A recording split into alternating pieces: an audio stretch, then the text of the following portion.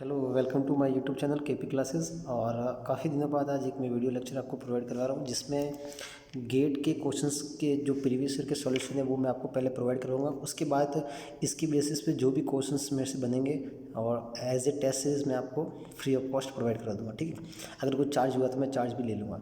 तो फिलहाल तो अभी मैं प्रीवियस ईयर के क्वेश्चंस आपको प्रोवाइड कराऊंगा, जिसमें बहुत ही इंपॉर्टेंट क्वेश्चंस, उनकी बेसिक थ्योरी वगैरह जो भी इसके क्वेश्चंस के अंदर आपको मिलती रहेगी। ठीक है, तो जितना ज़्यादा हो सके वीडियो को शेयर कीजिए। और काफ़ी दिनों बाद वापस हम ट्रैक पे आए वापस, क्योंकि पहले हमने CSIR नेट का स्टार्ट किया था और बहुत सारे स्टूडेंट्स के रिकमेंड की वजह से मैंने अभी गेट का स्टार्ट किया। ठीक है, तो इसके अंदर मैं देखो नॉर्मली लीनियर और कॉम्प्लेक्स, OD और PD, ठीक है, इनके क्वेश्चंस मैं पहले आपको प्रोवाइड करूँगा, क्योंकि इनमें देखिए मेरा स्ट्रॉन्ग जोन है, तो मेरे को थोड़ा इसमें टाइम कम लगता है। ठीक है, तो थोड़ी सभी की बिज़ी लाइफ है तो बहुत कम टाइम मिलता है, बट फिर भी मैंने कहा आप लोगों को मैं प्रोवाइड करवा देता हूँ, ताकि आपका फरवरी में जो गेट का एग्ज़ाम है वो अच्छे से हो सके। ठीक है, और चलते हैं फिर। आज हम जो गेट 2002 का हम टेस्ट सॉल्व करेंगे क्वेश्चंस। ठीक है, 15 क्वेश्चन है टोटल आज के टेस्ट में, तो प्लीज़ वीडियो को लास्ट तक जरूर देखें और अच्छे अच्छे क्वेश्चंस मैं आप सभी को प्रोवाइड करूँगा। ठीक है, तो देखिए उसके बाद मैं 2003 2004 इस तरह से मैं आप सभी को प्रोवाइड करवाता रहूँगा।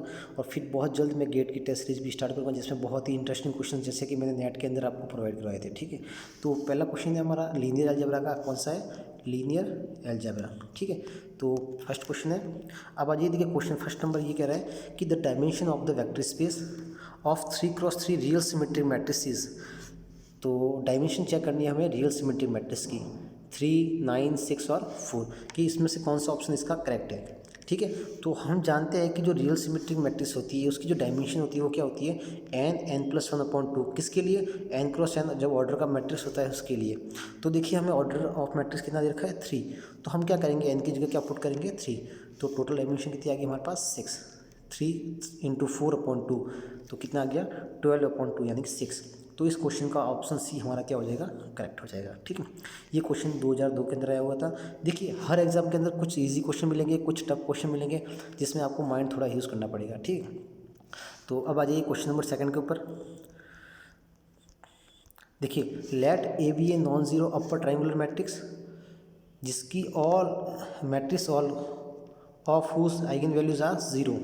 ऐसी अपर ट्राइंगुलर मैट्रिक्स है जिसकी ऑल आइगन वैल्यूज आर क्या है? 0 है। ठीक है, और then I+A is invertible, singular, idempotent या नीलपोटेंट। क्लियर है? तो अब देखिए अब इसकी आइगन वैल्यूज़ क्या है? ऑल आइगन वैल्यूज़ है 0 0। तो देखिए तो I+A की आइगन वैल्यूज़ क्या हो जाएगी? देखिए I की आइगन वैल्यूज़ क्या होती है? 1 1 1। क्लियर है? और प्लस A ऐड हो रहा है, A ऐड हो रहा है, इट मीन्स उसकी आइगन वैल्यूज़ क्या ऐड हो रही है? 0। तो जो A की मैट्रिक्स की आइगन वैल्यूज़ है वो कैसी है? 0 है। तो आइगन वैल्यूज़ ऑफ A+I क्या हो जाएगा? 1+0 1+0 and 1+0 dot to dot so on. तो ये क्या हो गया? 1 1 1 1 1 1। तो जैसे इसका प्रोडक्ट करेंगे हम आइगन वैल्यूज़ का क्या आएगा? 1, क्योंकि ऑल आइगन वैल्यूज़ क्या आ रही है? 1। तो इसका प्रोडक्ट क्या आएगा? 1 आएगा, क्योंकि हम जानते हैं कि डिटरमिनेंट क्या होता है? Product of eigen values. तो कितना आ गया? 1। तो 1 आ गया, इसका मतलब इसका डिटरमिनेंट क्या नहीं हुआ? Not equal to 0। तो देखिए नीलपोटेंट हो नहीं सकती, सिंगुलर हो नहीं सकती, आइडेम्पोटेंट नहीं होगी। अब सिर्फ पीछे क्या बचा? Invertible matrix. तो इसका फर्स्ट ऑप्शन क्या हो जाएगा? करेक्ट हो जाएगा। ठीक है, अब देखिए फर्स्ट क्वेश्चन हो गया। अब आ जाइए क्वेश्चन नंबर 3 के ऊपर। क्वेश्चन 3 कह रहा है कि the eigen values of an skew symmetric matrix over R, skew symmetric matrix R की eigen values skew symmetric matrix की कैसी होती है? ना तो नेगेटिव होती है ना रियल होती है। कैसी होती है? प्योरली इमेजनरी या फिर 0 होती है। अगर नल मैट्रिक्स ले हम, जो कि क्या होती है? स्क्यू सिमेट्रिक मैट्रिक्स, उसकी ऑल आइगन वैल्यूज क्या होती है? 0। तो ये भी करेक्ट है। और क्या होती है? प्योरली इमेजनरी होती है। ठीक है, जिसकी डायगोनल एंट्रीज क्या होती है? 0 0 होती है। ठीक है, हम जानते हैं इसकी कुछ प्रॉपर्टीज़, तो इसका सिंपल ऑप्शन डी क्या हो जाएगा? करेक्ट हो जाएगा। थ्योरी बेस्ड क्वेश्चन था जो 2002 में आया था। फिलहाल भी क्वेश्चंस का लेवल थोड़ा टफ आता है, तो उस हिसाब से आपको प्रिपरेशन करनी है। ठीक है, वैसे मैं आप सभी को प्रोवाइड करवा दूंगा टेस्ट, चिंता मत कीजिए, क्योंकि मैं थोड़ा यूट्यूब को वापस ट्रैक पे ला रहा हूँ, तो प्लीज़ आप सभी का सपोर्ट चाहिए मुझे। तो देखिए we know that the eigen values of a skew symmetric matrix are purely imaginary और 0। तो option D is correct. Clear? Question number 4। Let A be a 3x3 matrix with eigenvalues 1, -1 and 0. Then the determinant of I plus A to the power 100 is. जो डिटरमिनेंट है वो क्या होना चाहिए, ठीक है, I plus A to the power 100 का। तो देखिए eigen values of A are 1 -1 and 0। So eigen values of A to the power 100 is equal to 1 to the power 100 -1 to the power 100 and 0 to the power 100। तो क्या मिला हमें 1 1 and 0। ये किसकी eigen values है, ये है ए टू द पावर 100 की। तो अब हमें चेक करनी है, डिटरमिनेंट फाइंड आउट करना है I plus A to the power 100 का। तो हम क्या करेंगे, इसकी सबसे पहले आइगन वैल्यूज फाइंड आउट करेंगे। इसकी आइगन वैल्यूज जैसे हमें मिले कि हम उस आइगन वैल्यूज को क्या कर देंगे, प्रोडक्ट कर देंगे। तो हम जानते हैं कि product of all eigen values is equal to determinant. Clear है। तो देखिए eigen values of I plus A to the power 100 is equal to 1 + 1, क्योंकि आई की आइगन वैल्यूज क्या होती है 1 1 एंड 1, और ए टू द पावर 100 की आइगन वैल्यूज क्या रखी है 1 1 एंड 0। तो देखिए 1 + 1 हो जाएगा, 1 + 1 हो जाएगा, 1 + 0 हो जाएगा। तो सम क्या आ गया 2 2 एंड 1। तो determinant of I plus A to the power 100 is equal to product of eigen values of I plus A to the power 100। So 2 × 2 × 1 equal to 4। So options D B is correct. Clear है। बहुत simple question था, ऐसे question net के अंदर भी पूछे जाते हैं, ठीक है। अब आ जाइए क्वेश्चन नंबर 5 के ऊपर। देखिए अच्छा क्वेश्चन ये, let A B a 2x2 orthogonal matrix of trace and determinant is equal to 1, then the angle between A U and U is equal to 0 2 0 1 transpose is 15 degree 30 degree 45 degree and 60 degree. तो देखिए trace 1 है, determinant 1 है, तो हमने एक matrix का construction किया। देखिए ये जो क्या है ए ट्रांसपोज हमें क्या दे रहा है, आइडेंटिटी मैट्रिक्स। ठीक है, आप ट्राई कर सकते हैं इजीली कि हमने पहले क्या किया, लैम्डा स्क्वायर, इसकी कैरेक्टरिस्टिक इक्वेशन क्या होती है lambda square minus trace of lambda plus determinant is equal to 0। तो हमें मिलेगा इसका लैम्डा मिलेगा हमें 1 ± √3 आयोटा अपॉन 2। तो हमने इसको अरेंज कर लिया इस फॉर्म में, जो ए ट्रांसपोज इक्वल टू आई को क्या कर रहा है, होल्ड कर रहा है। क्लियर है। अब देखिए अब एंगल बिटवीन चाहिए A U and U. We know that cos theta होता है A U dot U and A U का मैग्नीट्यूड एंड यू का मैग्नीट्यूड। अब देखिए ए यू फाइंड आउट किया, ए यू क्या मिल गया हमें 1/2 एंड √3/2 नेगेटिव। ए यू का मैग्नीट्यूड लेंगे, मैग्नीट्यूड मतलब 1/2 का स्क्वायर एंड √3/2 का स्क्वायर, कितना हो गया 1, एंड यू का मैग्नीट्यूड रूट ऑफ 1 0 गिवन है हमें, तो 1 का स्क्वायर 1 0 का स्क्वायर 0, तो 1 आ गया। क्लियर है। अब देखिए cos theta equal to A U dot U, यानी कि इस ए यू का 1 0 के साथ डॉट, इसके करस्पॉन्डिंग इसके साथ, इसका करस्पॉन्डिंग इसके साथ, ये तो 0 हो गया, और 1/2 × 1 कितना हो गया 1/2, और नीचे इसके मैग्नीट्यूड क्या दे रखी है 1 एंड 1। तो ये आ गया cos theta equal to 1/2, theta is equal to 60 degree. So option D is correct. ये देखिए ठीक है। तो ये था हमारा क्वेश्चन नंबर 5। इसी तरह हमारे साथ बने रहिए, क्वेश्चन टोटल 15 है। अब देखिए क्वेश्चन 6 पे आ जाइए। Let J N be the n × n matrix each of whose entries is equal to 1 and find the nullity and the characteristic polynomial of J N. तो देखिए हम क्या करेंगे, टेक n इक्वल टू 3, क्योंकि इसकी ऑल आइगन वैल्यूज क्या दे रखी है, सॉरी ऑल एंट्रीज क्या है 1 1 1। ठीक है, तो हमने क्या किया, इस n × n को हमने पुटअप कर दिया n इक्वल टू 3। क्लियर है। अब देखिए n इक्वल टू 3 हमने पुटअप किया, ऑल एंट्रीज इक्वल टू कितना है 1। तो देखिए इसकी ऑल एंट्रीज को हमने 1 1 1 किया, और रो रेड्यूस एक्लन फॉर्म से हमने क्या किया, इसको 1 1 1 0 0 0 0 0 0। अब देखिए रो एक्लन फॉर्म में चेंज किया तो हमें क्या मिला, इसकी रैंक मिल रही है हमें 1। क्लियर है। तो इसको हम क्या लिख सकते हैं 3 - 2, और 3 यहाँ पर ऑर्डर कितना है 3, n इक्वल टू n - 2। ठीक है, n - 2, इसकी रैंक कितना आ गया 3 - 2। तो रैंक 2, अब 3 अपने पास क्या है n की वैल्यू है, तो इसको हम क्या लिख सकते हैं n - 2। क्लियर है। अब देखिए जब रैंक n - 2 है तो नलिटी इसकी कितनी आ रही है, नलिटी इसकी आ रही है 2, तो नलिटी 2 है तो इसको हम क्या लिख सकते हैं 3 - 1, और 3 अपने पास किसकी वैल्यू है n की वैल्यू है n - 1। तो रैंक कितना आ गया इसका, नलिटी कितना आ गया n - 1।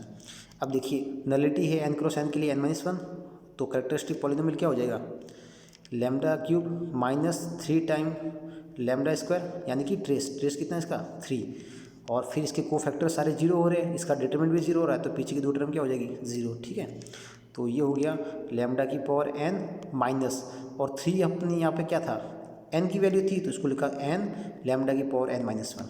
ठीक है। इसी तरह से हम 2x2 में भी सिंपली चेक कर सकते हैं। देखिए ऑल एंट्रीज 1 1 1 1, इसको रो रेडियस फॉर्म में चेंज किया 1 1 0 0। अब रैंक भी 1 है तो इसको हम क्या लिख सकते हैं n-1। नलिटी भी कितनी है 1 है तो n-1, क्योंकि n की वैल्यू हमारे पास कितनी है 2 है। अब देखिए नलिटी हमें फाइंड आउट करनी थी तो हर केसेस में नलिटी कितनी मिल रही है n-1, क्लियर है। तो इसका सही आंसर क्या हो जाएगा नलिटी n-1, क्लियर है। और देखिए कैरेक्टरिस्टिक पॉलिनोमियल भी देख लीजिए आप कि लैम्डा स्क्वायर माइनस ट्रेस कितना है 2 लैम्डा और डिटरमिनेंट कितना है 0। तो ठीक है, तो अब देखिए n इक्वल टू क्या है 2 है तो लैम्डा की power n minus n lambda की पावर n-1। तो देखिए कैरेक्टरिस्टिक पॉलिनोमियल भी इन दोनों केसेस में क्या मिला इक्वल मिला है, ठीक है। तो हमारा ये इसका आंसर हो जाएगा और नलिटी का ये इसका आंसर हो जाएगा, ठीक है। बहुत ही अच्छी प्रॉब्लम थी ये, प्लीज़ आप थोड़ा नोट आउट कर लीजिएगा। अब आ जाइए क्वेश्चन नंबर 7 के ऊपर। तो अब क्वेश्चन से हम कॉम्प्लेक्स एनालिसिस के, ठीक है। तो देखिए कॉम्प्लेक्स एनालिसिस के क्वेश्चन क्या कह रहे हैं कि the radius of convergence of the power series of the function f of z equal to 1/1/z about z equal to 1/4 is.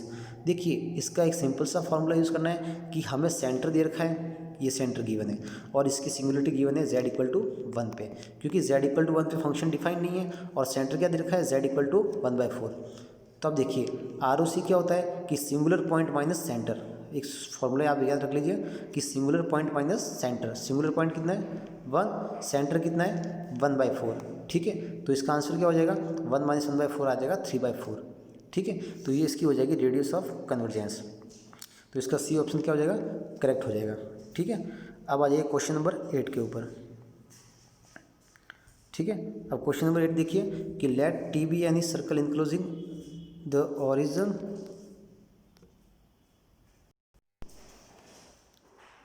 ठीक है। तो T be S any circle enclosing the origin and oriented counter clockwise then the value of integral close control gamma cos z upon z square d z is, ठीक है। तो देखिए इसकी हमें वो भी जो भी Kosi integral formula Kosi differential formula जो भी इसमें लग रहा है डेरिवेटिव फार्मूला वो हमें इसमें यूज़ करना है। तो देखिए इसका जो भी सिंगुलर पॉइंट है वो इसके अंदर कंटेन कर रहा है, देखिए इनक्लोजिंग द ओरिजिन, ठीक है। तो अब देखिए z इक्वल टू 0 इस पर क्या है डबल पोल है, क्या है डबल पोल है, यानी कि z बराबर 0 इसके अंदर लाई कर रहा है और कितने पोल है 2 ऑर्डर का है। तो हम देखिए एक डेरिवेटिव फार्मूला जानते हैं कोशी डेरिवेटिव फार्मूला क्या कह रहा है कि f of z upon z minus z not to the power n+1 d z equal to 1/n factorial, और अगर n+1 है तो n टाइम डेरिवेटिव होगा किसका इस फंक्शन का, ठीक है, और इंटू 2 पाई आयोटा। अब देखिए फंक्शन हमारे पास कितना है ये फंक्शन है cos z। अब cos z का 1 टाइम डेरिवेटिव करेंगे क्योंकि यहाँ पे स्क्वायर है, यहाँ पे कितना है स्क्वायर। अगर इसको हम 2 को लिखेंगे 1+1 तो डेरिवेटिव कितनी टाइम होगा 1 टाइम। तो cos z का डेरिवेटिव हो गया minus sine z into 2 pi iota. z equal to 0 put करेंगे तो साइन 0 कितना होता है 0। तो इसका आंसर क्या आ जाएगा 0 आ जाएगा। ऑप्शन बी इसका क्या हो जाएगा करेक्ट हो जाएगा, क्लियर है। अब आ जाइए क्वेश्चन नंबर 9 के ऊपर।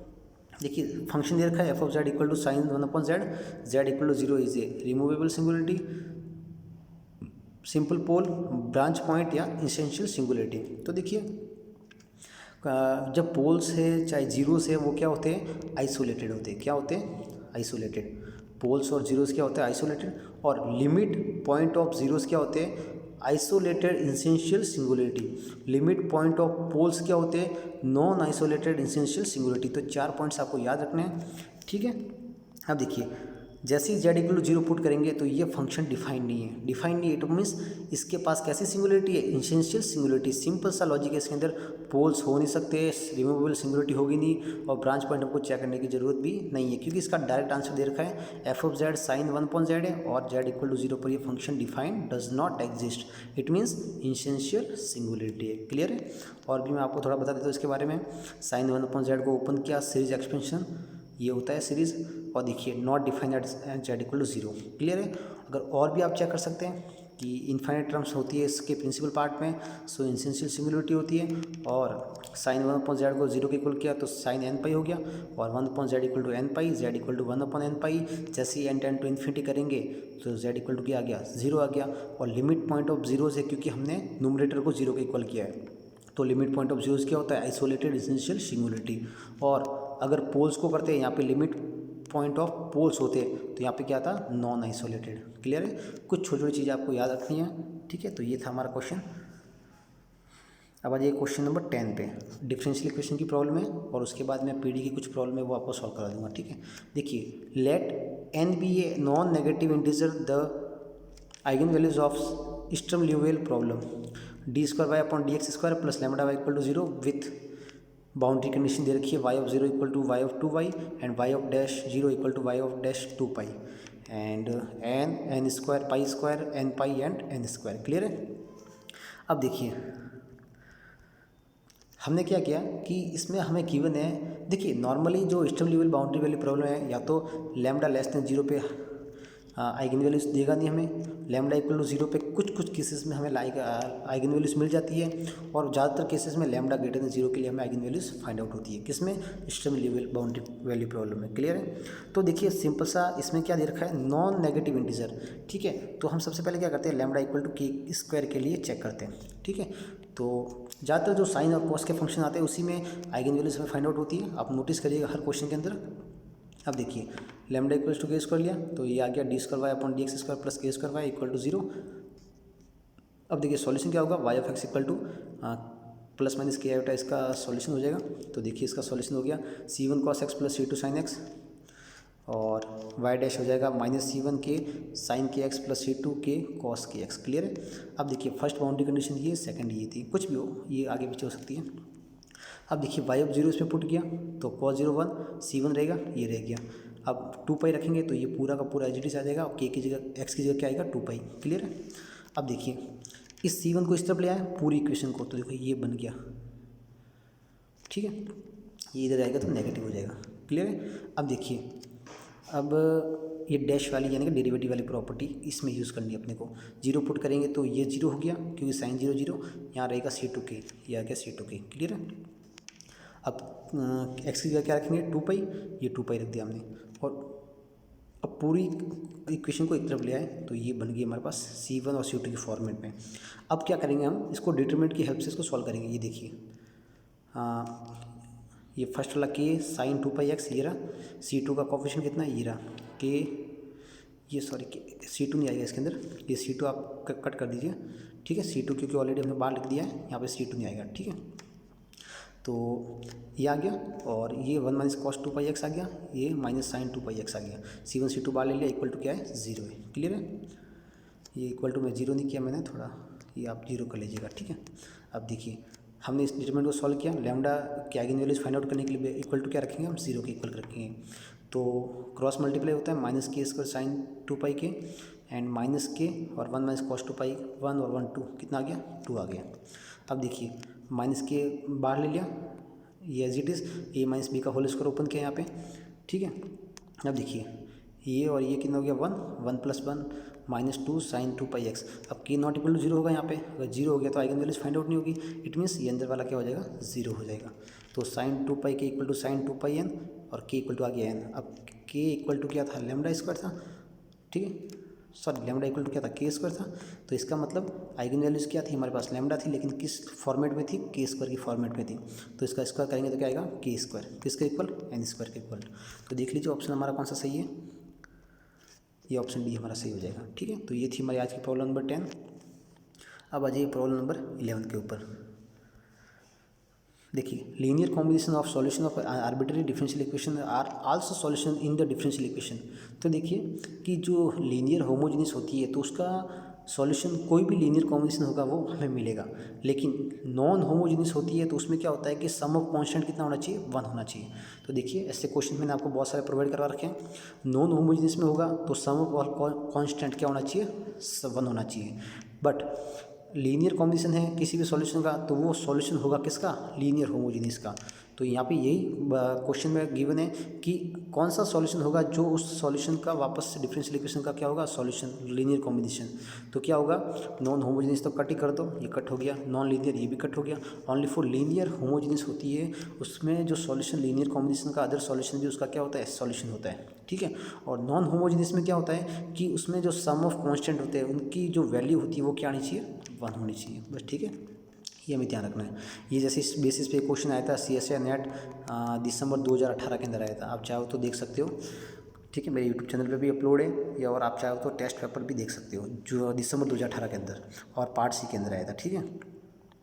अब देखिए क्वेश्चन नंबर 12 है, if the integrating factor of this equation is x to the power m y to the power n, then देखिए हमें क्या करना है, m और n की वैल्यू फाइंड आउट करनी है।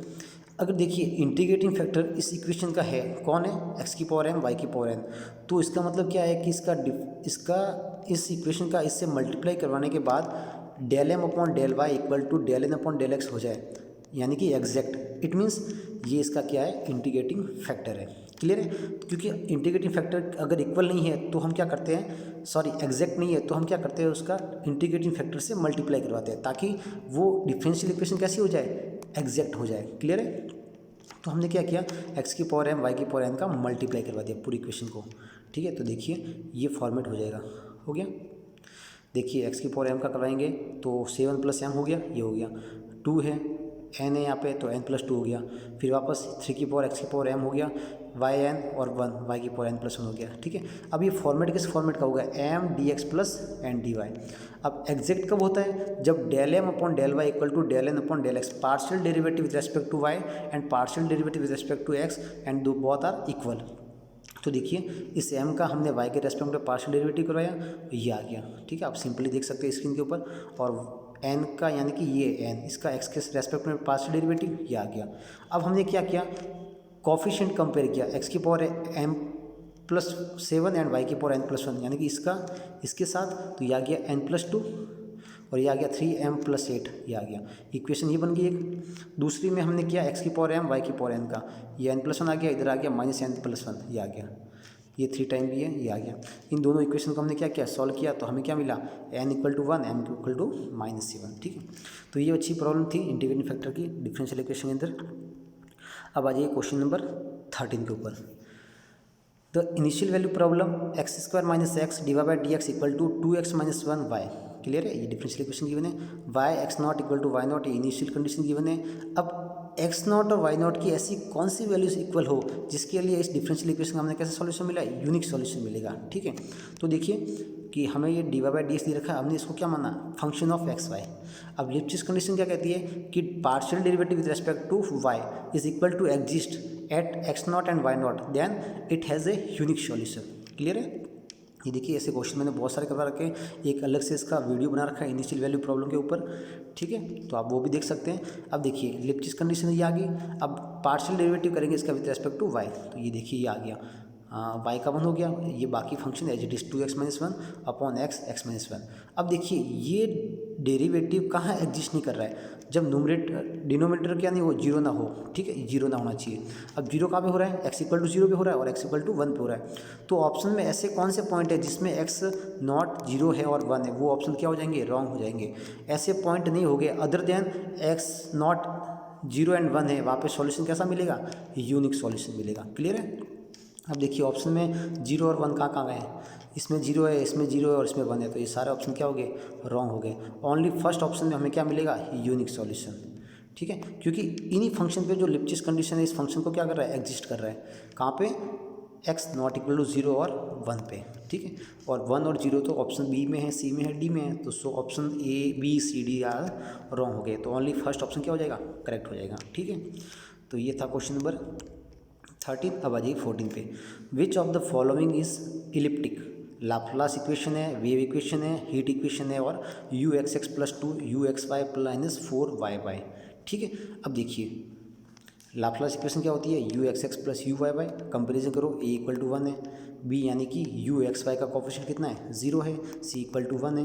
अब देखिए b² - 4ac क्या आएगा, -4 < 0 elliptic, so other option are false. Check करने की जरूरत भी नहीं है, क्यों कि वे इक्वेशन क्या होती है, del² u upon del t² = c² del² u upon del x²। तो इसमें भी c पे डिपेंड करेगा। ठीक है, करेक्ट हम कह नहीं सकते, एग्जैक्टली हम कह नहीं सकते। हीट इक्वेशन क्या होता है, पैराबोलिक देगा हमें, और इसमें देखिए आप a की वैल्यू 1 है, b की वैल्यू 2 है, c की वैल्यू -4 है। ठीक है, क्या है, -4 है। ठीक है, तो देखिए b² -4 a एंड सी। तो देखिए negative positive all are positive, तो ये देगा पैराबोला हाइपरबोलिक, ठीक है। तो ये भी रॉन्ग हो गया, तो ओनली फर्स्ट ऑप्शन क्या हो जाएगा हमारा, करेक्ट हो जाएगा, ठीक है। अब आ जाइए लास्ट क्वेश्चन पे, क्वेश्चन नंबर 15 है, ठीक है। तो प्लीज़ फ्रेंड्स वीडियोस को ज़्यादा से ज़्यादा शेयर करें, और इससे ज़्यादा अगर ज़्यादा हो सकेगा मैं आप सभी को प्रोवाइड करूँगा विथ बेसिक कंसेप्ट के साथ, ठीक है। काफ़ी हेल्प होगा आपका। तो देखिए सॉल्यूशन गिवन है हमें, U T T equal to 4 u(x(x)t>0 and strip दे रखी है -∞ to infinity, and satisfy the condition u(x0 = x, ut(x0 = 0) is x² 2x and 2t। अब देखिए सिंपल सा ये वेव इक्वेशन को या फिर डी लंबर्ट इक्वेशन को कैसे भी कहो, तो वो फॉर्मेट में गिवन, इस फॉर्मेट में, तो इसका सॉल्यूशन डायरेक्ट आपको याद रखना है। पूरी पार्शियल डिफरेंशियल इक्वेशन का 70% कोर्स मैंने यूट्यूब पे अपलोड कर रखा है एक ही वीडियो लेक्चर के अंदर। बेसिक क्वेश्चंस उस पर थ्योरी सब कुछ मैंने प्रोवाइड कर रखी है, ठीक है। उसकी लिंक मैं आपको डिस्क्रिप्शन में दे दूंगा, तो वहाँ से आप जाके देख सकते हैं। इसका सॉल्यूशन क्या होता है, ये होता है। अब फंक्शन क्या होता है, ये होता है, और जी क्या होता है, ये वाला होता है, वेलोसिटी कह सकते हैं इसको आप, ठीक है। अब देखिए कंपेरिजन करो, सी की वैल्यू कितनी होगी 2, क्योंकि यहाँ पे क्या है c² है, ठीक है। c2 हो गया, u(x0) एक x दे रखा है, ये f(x) होता है, ut(x0) 0, ये gx होता है, तो 0, तो ये तो पूरा 0 हो गया, ठीक है। अब c की जी वैल्यू 2 है, ठीक है, क्या है, अब देखिए x0 कितना है, 0 है, तो 0 हो गया, ये 0 हो गया। f(x) कितना हो गया 2f(x), यानी कि f(x) की वैल्यू कितनी है x, और x 2x/2 कितना हो गया x। तो सिंपल सा डी लंबर्ट सॉल्यूशन से इसको सॉल्व किया, ऑप्शन फर्स्ट इसका क्या हो जाएगा, करेक्ट हो जाएगा, ठीक है। तो ये थे हमारे आज के क्वेश्चन, टोटल 15 क्वेश्चन, और इसी तरह से आप सपोर्ट करते रहिए, ठीक है। मैं व्यूवर्स के हिसाब से देख लूँगा कि कितना सपोर्ट मिल रहा है चैनल को, उस हिसाब से मैं बहुत जल्दी 2003 की भी सॉल्यूशन आप सभी को प्रोवाइड करवाऊँगा, ठीक है। तो प्लीज़ सपोर्ट करते रहिए एंड अच्छे से गेट की प्रिपरेशन कीजिए। All the best.